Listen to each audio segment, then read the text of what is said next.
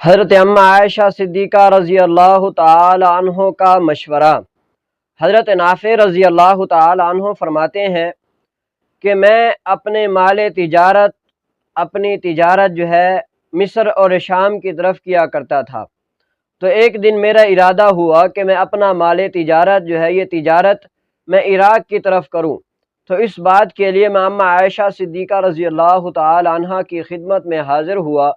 اور میں نے فرمایا کہ اماں جان، میں اپنا مال تجارت جو ہے یہ پہلے مصر اور شام کی طرف لے جاتا تھا، لیکن اب میرا ارادہ ہوا ہے کہ میں اپنا مال تجارت جو ہے یہ عراق کی طرف لے جاؤں۔ تو اماں عائشہ صدیقہ رضی اللہ تعالی عنہ نے فرمایا کہ اے میرے بیٹے نافع،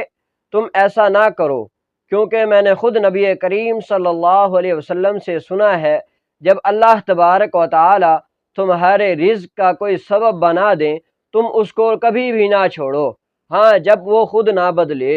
مطلب یہ ہے کہ جب خود نہ بدلے، اس چیز کا مطلب یہ ہے کہ جب حالات ٹھیک نہ ہوں یا اس مال تجارت میں نقصان ہونے لگے یا کوئی اور سبب بن جائے تو پھر چھوڑ دو۔